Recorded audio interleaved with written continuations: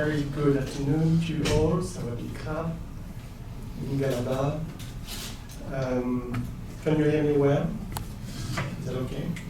I tend to speak low, so please let me know if you can't hear well. So without further ado, because we only have 50 minutes, and this is usually a talk I give in 2 hours' time, and we want to have some discussions afterwards, and there's a lot of slides and nice illustrations to go through. We will probably not have enough time to go through the material here, make some selections, and we can keep time for discussion afterwards. So, welcome to Suvaṇṇabhūmi, Sanskrit for the Golden Land, land of gold. So, little introduction on the concept of Suvaṇṇabhūmi. Suvaṇṇa here is the Pali variant of Sanskrit form of Golden Land, okay? Because we'll be drawing mostly from Pali sources, Buddhist sources, rather than Sanskrit. So, for those of you who knows Bangkok, there is a few museums of interest there, one of which is called Siam Discovery Museum, next to Wat Po. And many years ago, 10, 15 years ago, when the museum first opened, it's a discovery museum, so very pedagogic for students, etc., school students, etc. At the time, they've been doing some refurbishing and renovation lately, so the display is different now.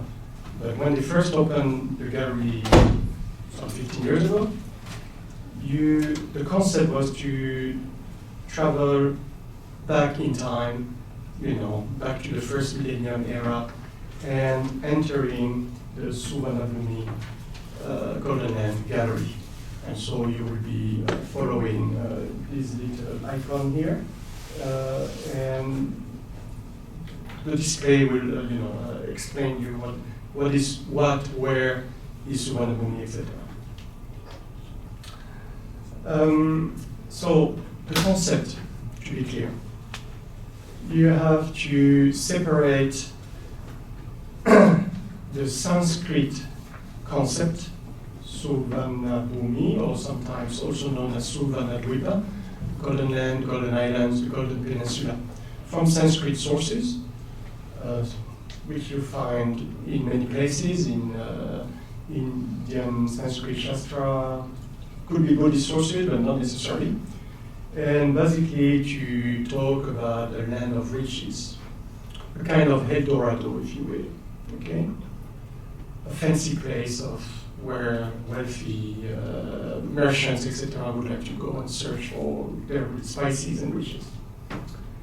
To the concept which I will be focusing on today, from Pali sources, Suvaṇṇabhūmi, or Suvaṇṇabhūmi in Thai pronunciation, which is the Buddhist Golden Land, if you will.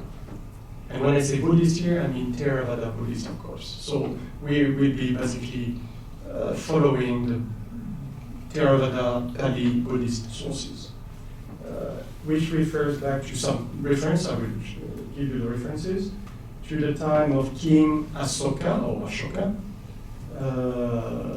Some claim was a Buddhist king.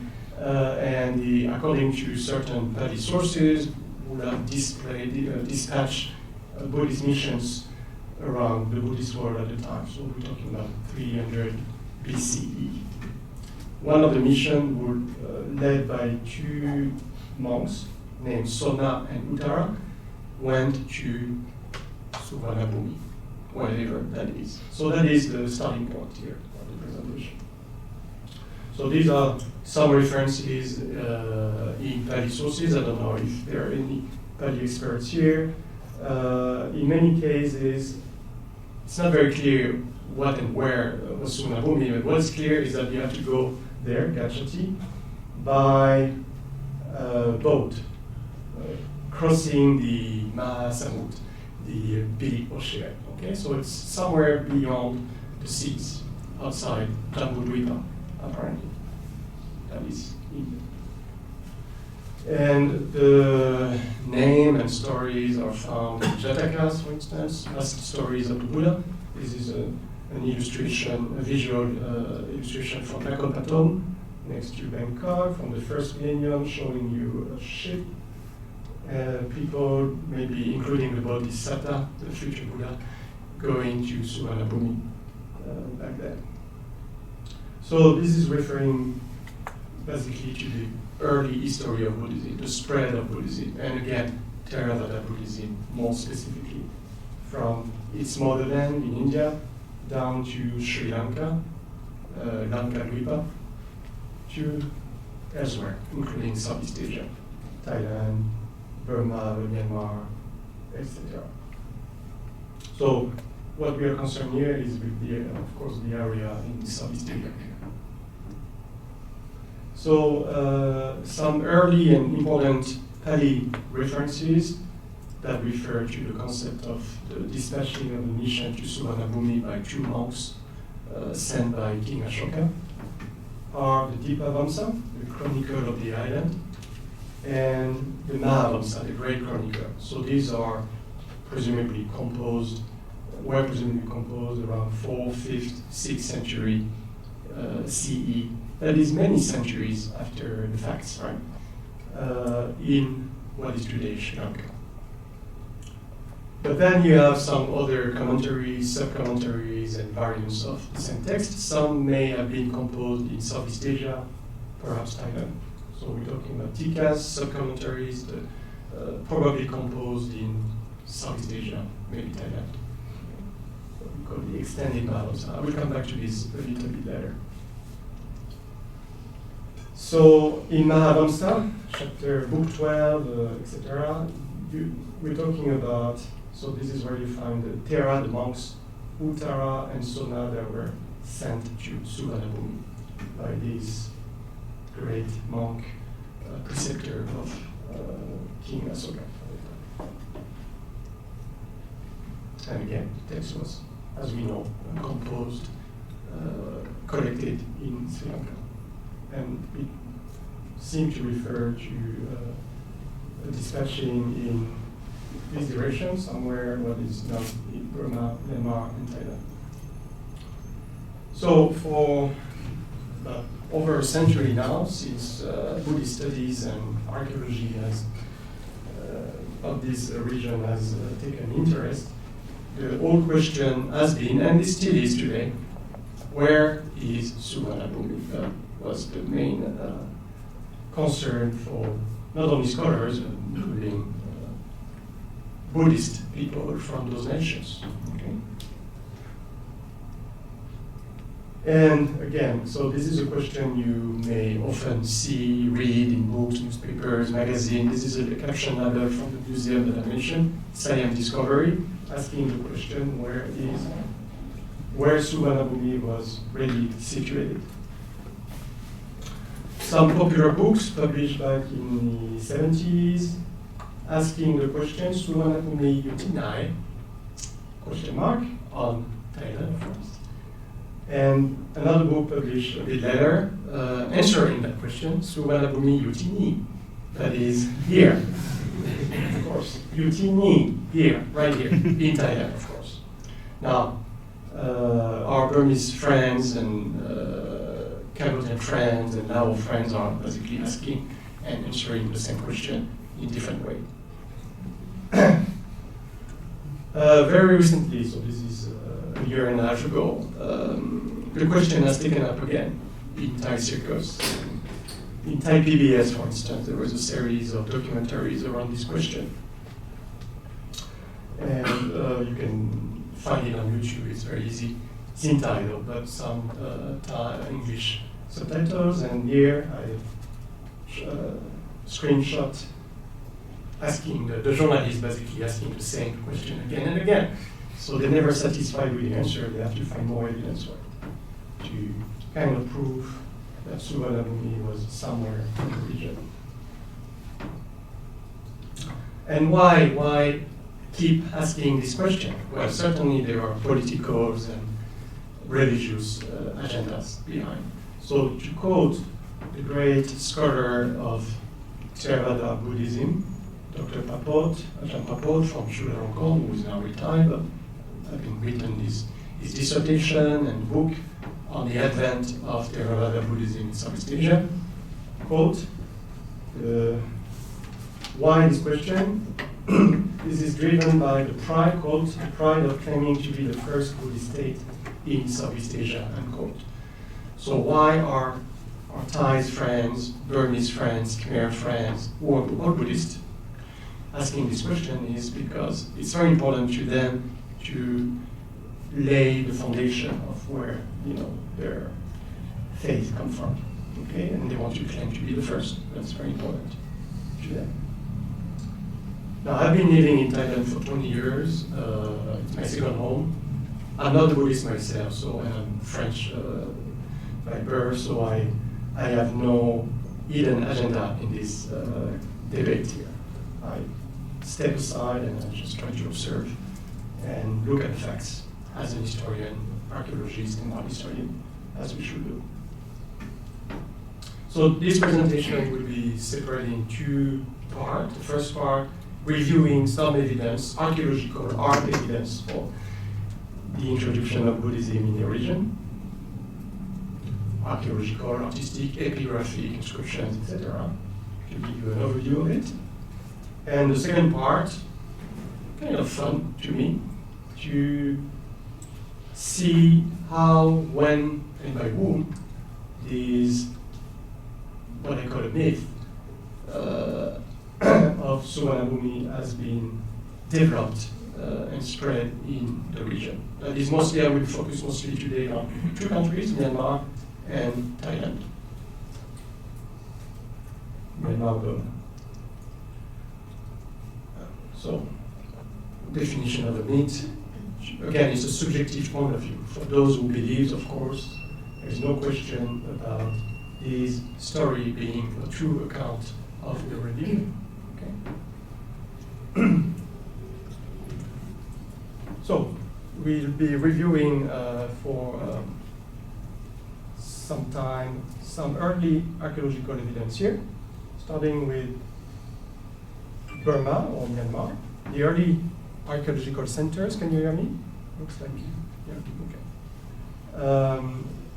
So the early urban centers in Myanmar, and where you find most archaeological evidence for what we call the beginning of Indianization, Buddhization of the area, are found in Rakhine or Arakan, upper central Thailand in what may have been Pew centers, so populated by Pew people. Maybe a capital what was Shukshetra, those are Sanskrit names, Sikaset in Thai pronunciation.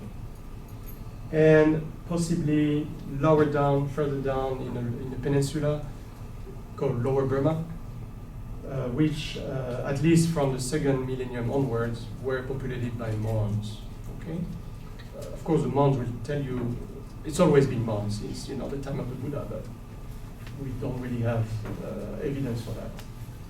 And I'll be looking on the Thai side, in Thailand, I'll be looking at central Thailand, the old kingdom polity known in Sanskrit sources as Dvāravatī, Dvāravatī in Thai pronunciation, and peninsular Thailand also, so Thai Malay Peninsula Sea, where basically you find the earliest evidence for Buddhism and Hinduism in the region. So, clusters, this is where Dvāravatī sites are located. This is the Thai Malay Peninsula. And this is where the Pew sites are located, and Arakan. Okay. So, archaeologists will know these places, Shukshetra, Bektano, Vaisali. So these are Indic names, okay, which you find in Buddhist sources as well, such as Vaisali. And in lower Burma, Myanmar, we're talking about Pegu, Bago, Tatom, etc. Mulumen. So I'm skipping some of this. So Rakhine, Arakan. One of the earliest sites is Vaisali. And this is a place where you find some early Buddhist evidence, possibly from 6th century onwards, Common Era. These are relative dating. We don't have absolute dates. Even inscriptions are not dated. So this is based on the style, the paleography, archaeological context if we have, but I don't think we have much carbon dating from this area, I don't think, unfortunately. And so to speak of Buddhist artifacts, sculptures or monuments or stupas such as this, sometimes carrying inscriptions on it, such as here in probably Sanskrit, some Buddhist text, Yedama, formulas, etc. Several examples of that. Buddhist sculptures, here a nice example of a Buddha preaching, very Gupta style, like so 5th century Common Era in India. Okay, this is very close to Indian Gupta style here. The preaching of Buddha to these first disciples. You see the deers here. So the Buddha basically turning the wheel of the law for the first sermon, the first time. So these are the pew size, Sri Kshetra, Bektano, and further up. Sri Kshetra is particularly important for the finding of Buddhist vestige, but Bektano also we have foundations of what appear to be old monasteries, only the foundations. So these are in bricks. These appear to be remains of old monasteries, Buddhist monasteries. And here we can draw analogies, comparisons with what the material found in southern India, in Andhra Pradesh, for instance, at Nagarjunakonda. So it cannot be earlier than, say, 4th century Common Era. Okay. So an example of a stupa foundation found at Bektano, round shaped. And again, you may wish to compare with similar, same, but slightly different kind of stupas, round shape found in Andhra Pradesh, lower India.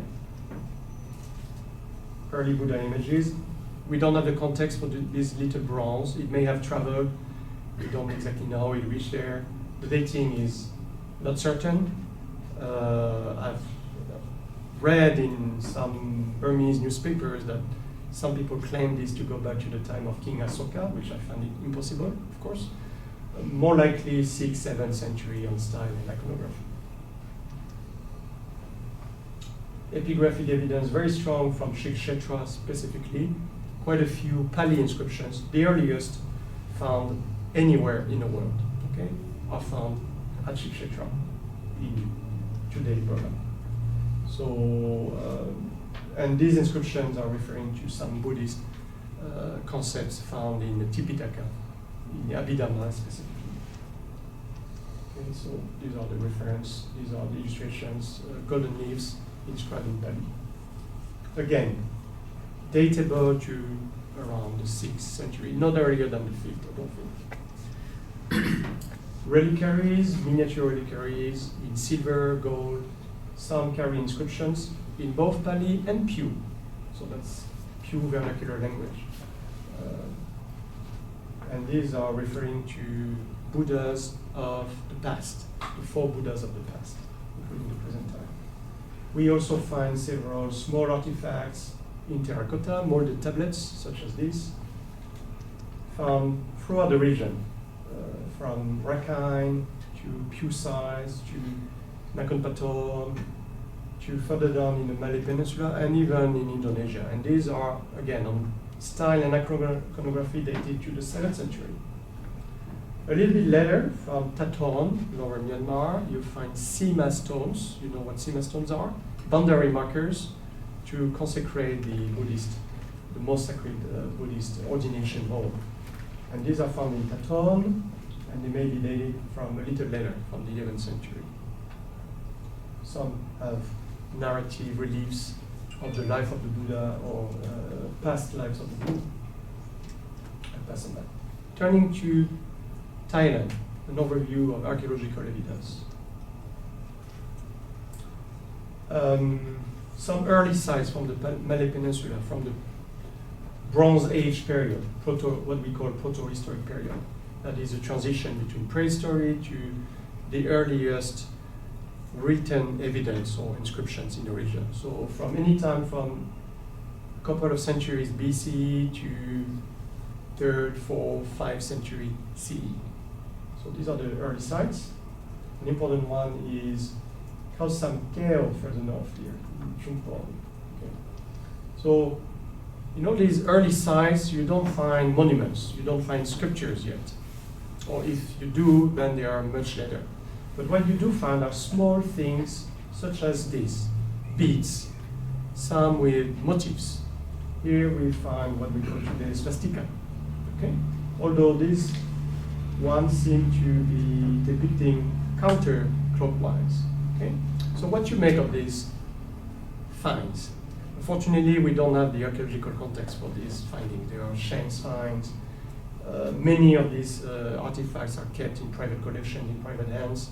We absolutely don't know the context, and so it's difficult to assess. But as an art historian, we like motifs. What do we make of these motifs? These are clearly Indic motifs.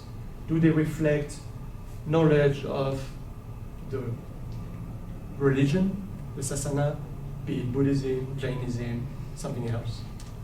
Some would say, oh yeah, this is a Buddhist symbol. I would say, well, not that easy. I mean, Jains use the same symbols, okay? These are shared in various contexts. So out of context is very difficult to interpret, and since we don't know how it reached there. So these are often, again, so this is another bead which represents a so-called Tilatana or Trilatana symbol, according to the Buddhist. That is, the three symbols of Buddhism are the Buddha, the Dhamma, and the Sangha.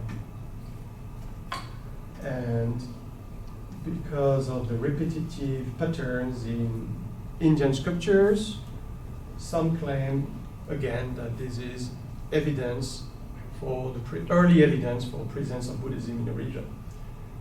So here, this is an example from India, scripture from Bharut, very early example, where you see a goddess, a Yakshi, actually, a guardian deity of some kind, goddess of fertility, if you will, that is carrying some jewelry, including the so-called Trilatana thing here. Now, are they really meant to, be specific to Buddhism? Again, probably not. Okay, these are symbols of auspiciousness, fertility, etc. Bits of sealings, fragments, some with very early inscriptions in so-called Brahmi script, the earliest Indic Brahmi you can find ever, from 1st century BCE to 2nd, 3rd, 4th century Common Era, Brahmi script. The language is a different thing. The script is called Brahmi, which you find, for example, in Ashokan inscriptions, edicts in India. So here you have a shard, terracotta, found, again by chance, in some archaeological sites in southern Thailand. And we only have 3 letters here, which have been read as Tu Ra O. According to specialists, it reflects Tamil language from southern India. Okay? Unfortunately, we do not have the rest of the inscription. We are missing the last part, which would be helpful to assess the meaning of these 3 letters. So several proposals have been made. First published proposal was proposed as Tulao, meaning in Tamil language, ascetic or hermit of some kind. Singular, plural, male, female, we just don't know because we don't have the final ending. So in Sanskrit, you may relate to Lucy, okay, for instance. Now, a Thai archaeologist colleague, who certainly is a Buddhist, jump to very quick conclusion and say, oh, this is evidence for bhikkhu, Buddhist monks in a region. Bhikshu, okay? Which is a type of ascetic too, okay? But you can see how from a random ascetic we make a conclusion that this must be evidence for the presence of a Buddhist monk in the region. And published, quote, this inscription recorded a Buddhist monk who traveled to Thailand from Tamil Nadu. Okay. According to a third specialist, a specialist of Tamil language, which I contacted, Emmanuel Francis suggested that it could be Tulavam, a common black plum. So absolutely nothing to do with an asset of any kind. And if so, then maybe that fragment in terracotta would refer to a plum recipient. Okay, so just to problematize, I'm not drawing conclusions here, but you have to keep the doors open to several hypotheses and not, draw quick conclusions here.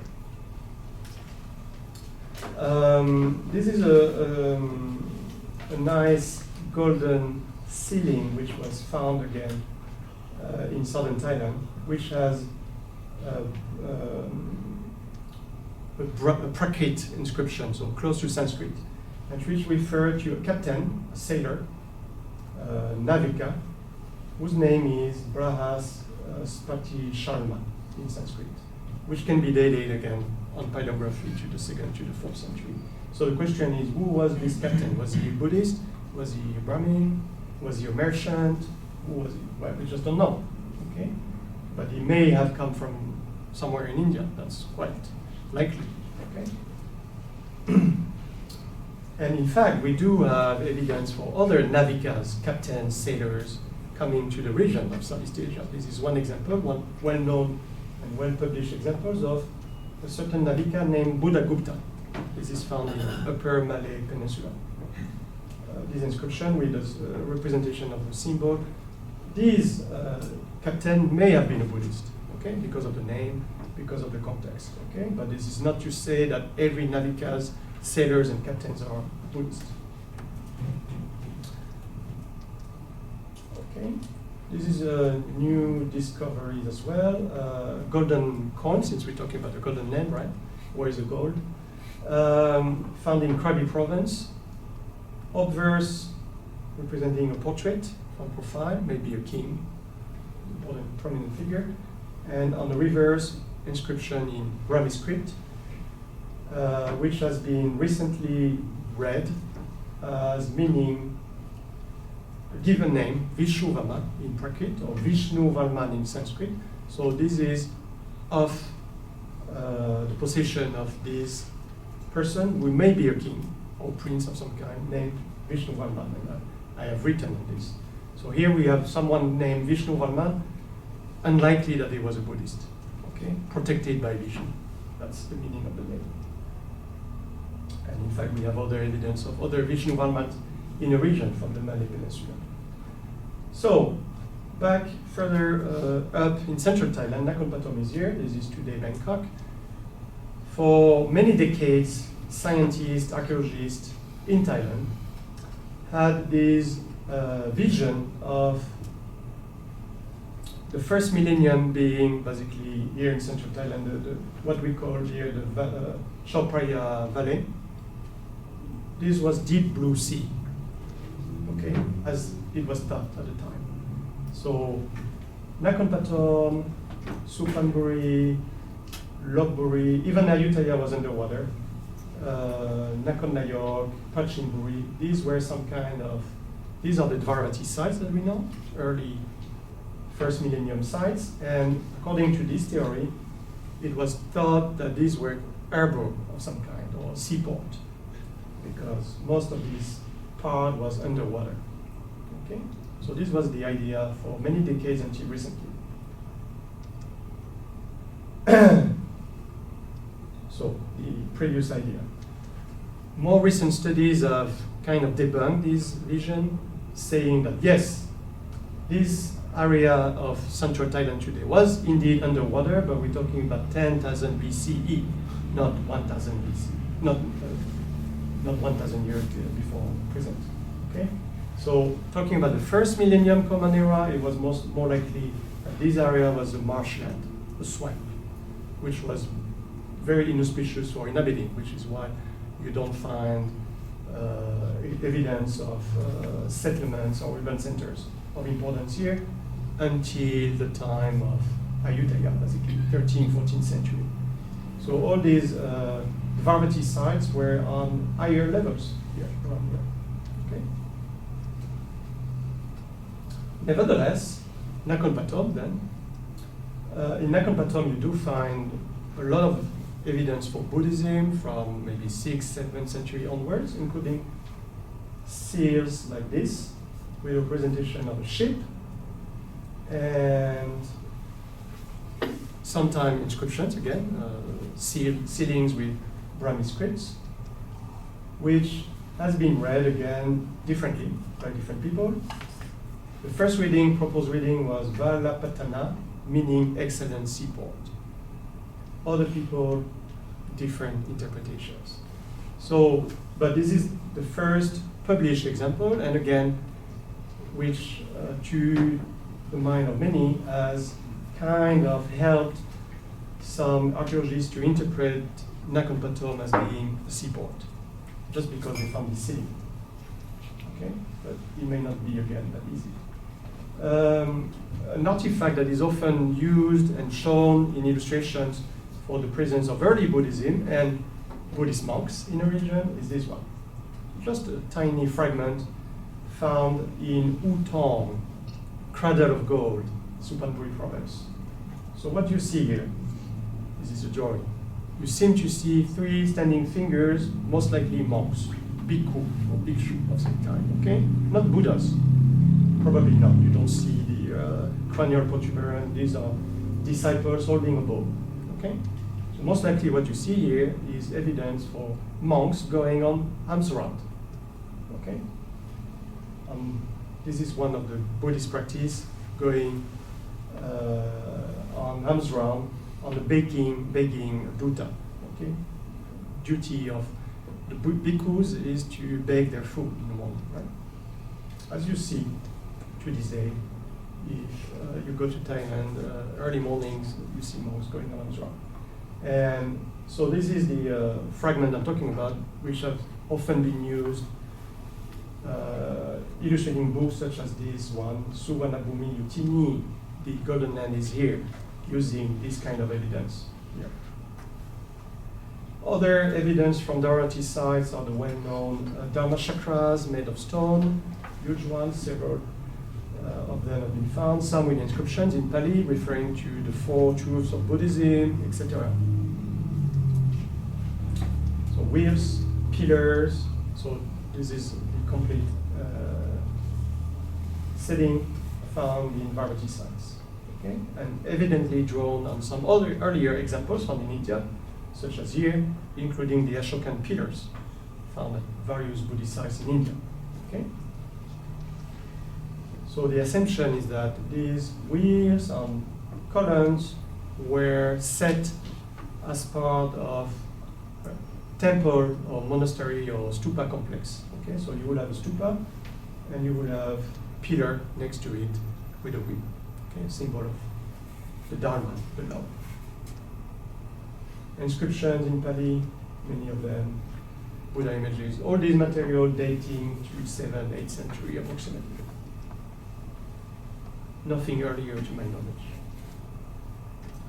And so Utong in Suphanburi, Cradle of Gold, as it is called, has been studied more recently, and the book here is presented by archaeologist Nicolas to gather all this evidence from the city of gold, right? From further northeast Thailand, Isan, you find evidence for huge Sima stones by Sima from the late first millennium, okay? With beautifully carved depictions of the Buddha, stories, narratives from Jataka stories, etc. Okay, but these again are much later. Hopefully that's on this. just to say a few words about Cambodia Khmer inscriptions, we also find early evidence for Buddhism in the region from same period, 6th, 7th century onwards, the pre-Angkor period. And in inscriptions you find Suvaṇṇabhūmi and Suvaṇṇadvipa, or Suvaṇṇapura, similar, synonym, in a few inscriptions. So these are the reference. The most important one and recent discovery, made a few years ago, is this one, dated to the 7th century. I think this one is dated actually, 633, Common Era. Naming a king, Ishanaraman, possibly the first, king of Chenla, referring to Samudra Paryanta Suvaṇṇabhūmi. The Golden Land extended as far as the sea is one proposed translation. I'm talking in the context of a non-Buddhist inscription at all. It's in Sanskrit, has nothing to do with Buddhism here in this context, to be clear. As for the later inscription, it's definitely referring to one particular toponym, one site, which most likely may refer to what is known today as Suvarṇabhūmi in Thailand. Okay? So Utong being in the area of Suvarṇabhūmi.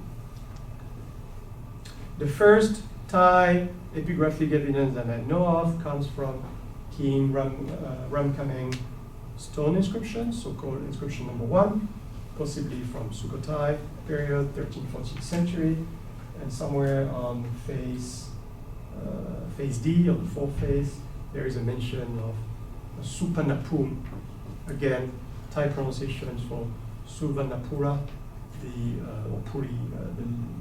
city of gold. And here it is in the reading.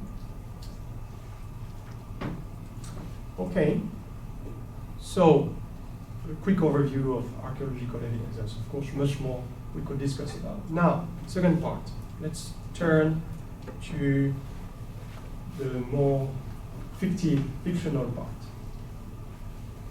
And again, I will look at Burma first, Burma stories, and then Thai narratives around the myth of Suvaṇṇabhūmi. So, in Myanmar and Burma, there are many Buddhist stories and narratives.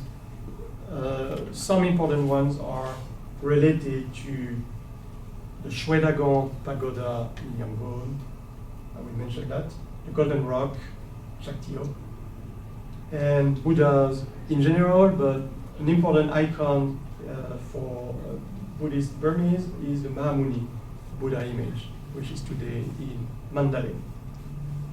Okay, so this is the Mahamuni Buddha image, which, according to the chronicles, came from Arakan.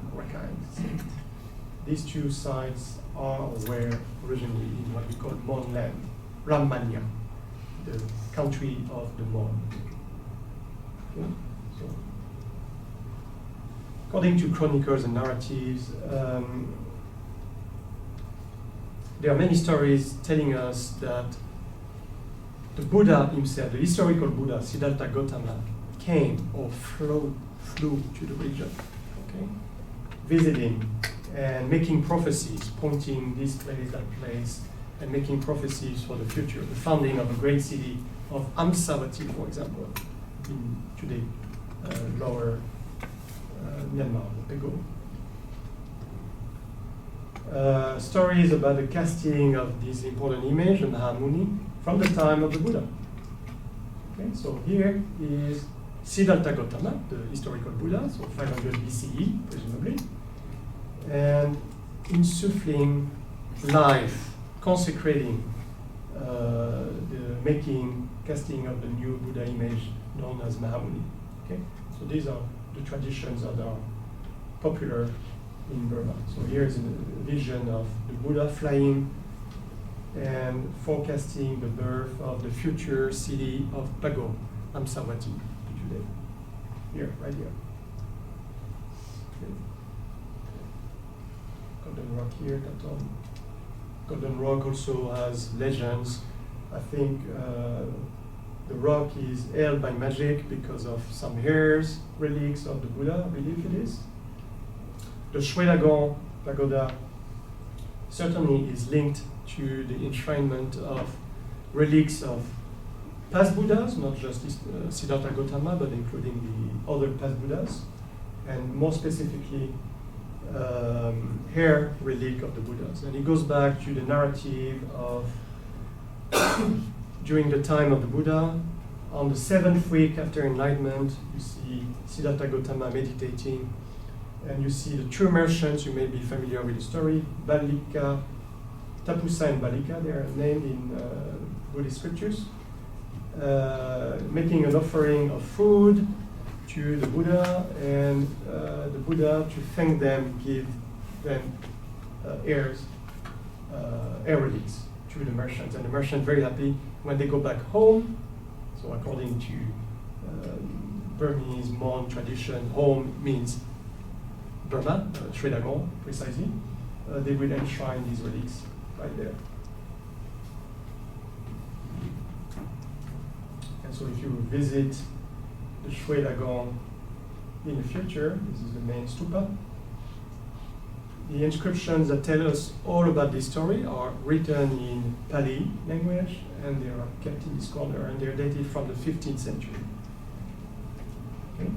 They date from King Dhamacchedi. And they told you all about these stories and the dispersal, the advent of Buddhism in the region, according to the Pali tradition. Okay? And so it refers back to the story I told you about, the sending, the dispersal of this Buddhist mission from the time of King Asoka, led by Soṇa and Uttara, who arrived in Suvarṇabhūmi. And according to the Burmese version of it, the Mon version of it, the two elders, Soṇa and Uttara, showed the king named here somewhere, the Sri Lankan, the place in which the sacred heirs of Lord Buddha were enshrined. These inscriptions, written in Pali and Mon, there is a bilingual version of it, explicitly refer the Golden Land, Suvaṇṇabhūmi, as part of Rāmaññadesa, the land of the monks. Okay?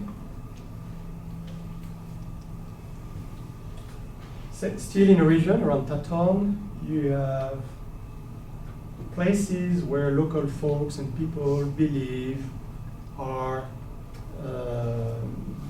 relics or shrines of the two monks Soṇa and Uttara.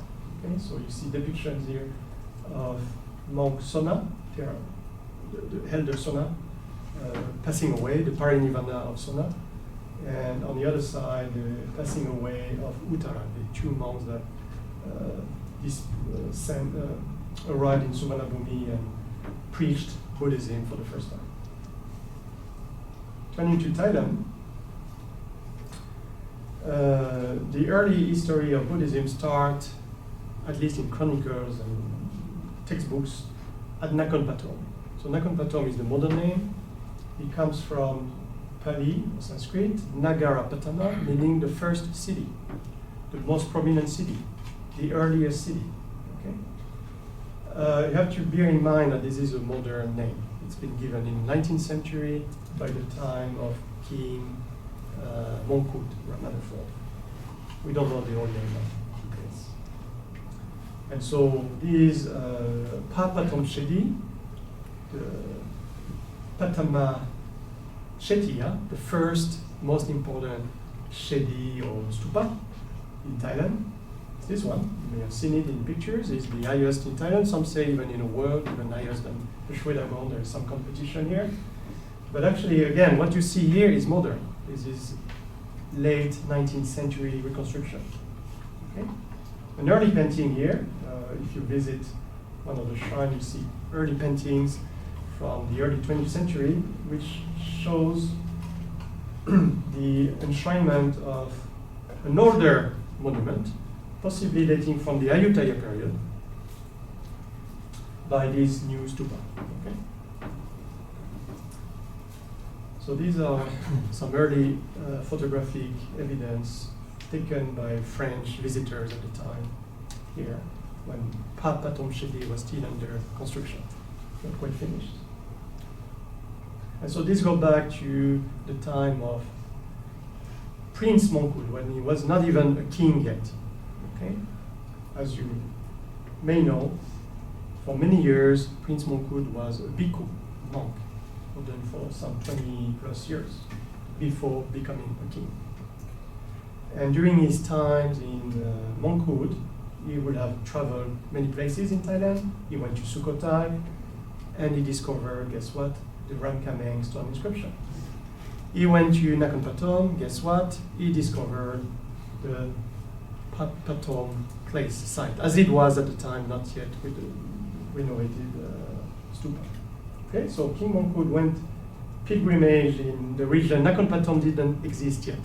The modern city of Nakhon Pathom did not exist yet, but there was a settlement nearby named Nakhon Chai-Si in 1831, and as he was visiting there, he found some evidence for Buddhist ruins in the region, what we call today some Dvāravatī period sites.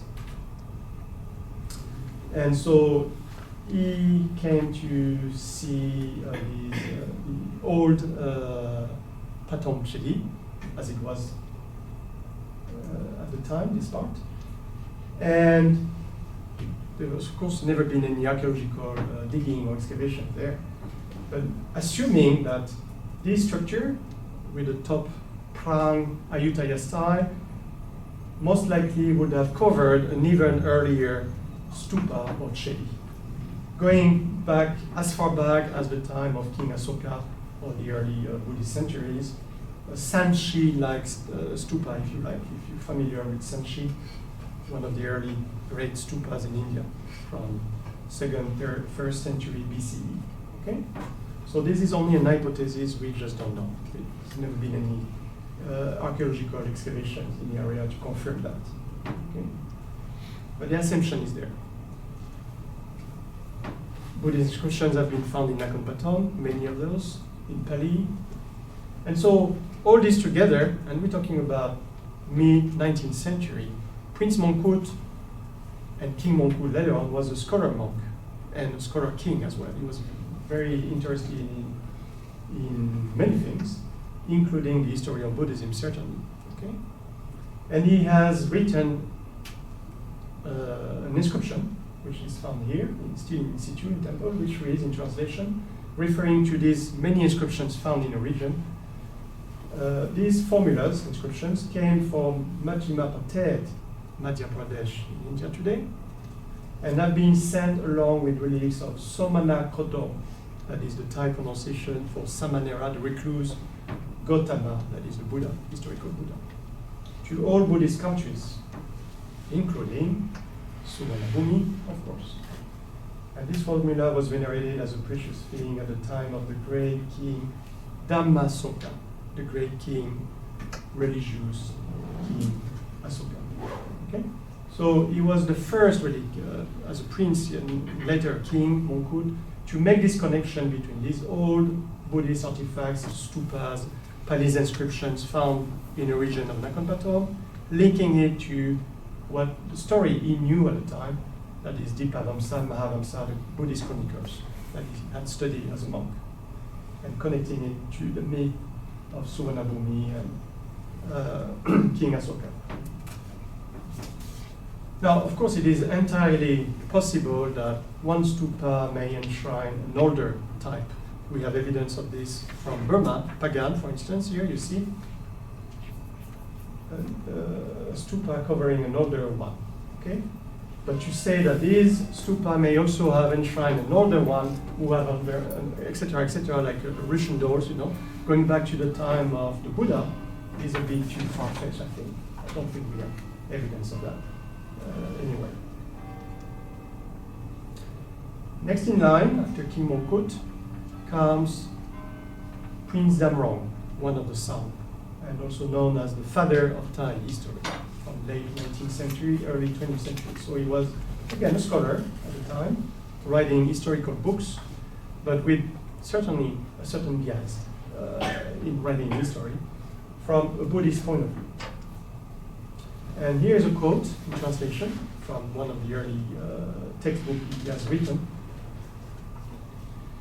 And knowing the controversy about the location of Suvarṇabhūmi, etc., quote, I think that we Siamese or Thai people, with better reason than the monks, monks from Burma, may place Suvarṇabhūmi, right, the golden land, in our own country, right here, Tini. For we have a district called Utong, source or repository or cradle of gold, in Suvarṇabhūmi province, which corresponds to the old name of Suvarṇabhūmi. Okay? And so on and so forth. So then, for many decades, in Thai circles, the assumption was, okay, the introduction of Buddhism in Thailand was Nakhon Pathom, the first place, from early centuries, okay? And going back to maybe as far back as the time of King Asoka. Again, another textbook that he has, Prince Amrong has written, establishing that the introduction of Buddhism around this place was introduced around this time, 500 BE, Buddhist era, so that's around Common Era. Okay? So that was the assumption at the time, early 20th century, so this is a reprint, of course. And so in the Imaginaire, to this day, if you visit temples around Nakhon Pathom, Nakhon Chasi, etc., you will see narratives in mural paintings, for instance. This is one example here. You see Papatom Sheli, the modern stupa covering the older one. And what you see here, you see boats. So the idea that Nakhon Pathom was a seaport, very strongly, and that ships coming from India with monks landing from India and preaching Buddhism for the first time. Okay? So the Imaginaire is there. And nice shot I took, again, from Nakhon Pathom, per se. What you see here, the first monks, led by Soṇa and Uttara. And you see these ogress, Yakshi.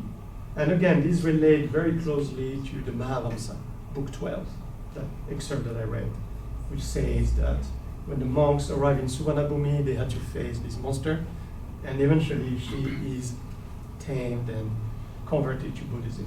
Okay? So this is the introduction of Buddhism according to the Mahāvaṃsa. Sculptures, statues of Uttara and Soṇa are found in Nakhon Pathom, here. And there are other interesting stories and elaboration I can discuss further. Some other monks are also named here and there. You will notice only 2 monks are known in the early name, are known in early texts, but in the commentaries and extension of the Mahāvaṃsa commentary, you actually have a mention of 5 monks rather than just 2. Indeed, to establish Buddhism, you cannot do it with just 1 or 2 monks. You need a chapter of 5 monks minimum. Okay, this is very important to establish and to make new ordinations, because to establish Buddhism, you have to establish a Sangha, the community of monks first. Okay, and to make ordinations, you need a chapter of 5 minimum, and so then the process of new ordinations can take place. So to come to a conclusion, how many golden lands do we have here, according to all these narratives, chronicles, inscriptions, etc.? So I've amused myself with this map here of Southeast Asia with all these names found in inscriptions, chronicles, etc. Rāmaññadesa is known as Suvaṇṇabhūmi in some modern inscriptions. Chiang Mai even, right here, is known as being Suvaṇṇabhūmi in the Burmese chronicle as well. We have seen an early pre-Angkorian inscription referring to what is known as Chenla to us, as possibly being part of Suvaṇṇabhūmi. I didn't mention it, but further south in Indonesia, you have several references of Suvaṇṇabhūmi, Suvaṇṇadvipa as well. Okay? There is, of course, Suvaṇṇabhūmi Airport. Okay? And here it is. Suvaṇṇabhūmi, turn left. If you, several years ago, I think still is today, when you land in or when you take off from Suvaṇṇabhūmi Airport, you have this shrine with a relic. So the connection to Buddhist relics is never far here at Suvarṇabhūmi Airport. You may enjoy your coffee at the Suvaṇṇabhūmi coffee. And to end this presentation, I will end with a quote taken from another context, from another myth, the myth of Camelot. Where is Camelot? Camelot, according to scholar Norris Lacey, located nowhere in particular because it's a legend, it's a myth, can be found anywhere. And I think the same, much of the same apply to Suvaṇṇabhūmi. It is really nowhere. We don't know where it is, therefore it can be anywhere in the imagination of people. Okay? And I will end it here. Thank you very much.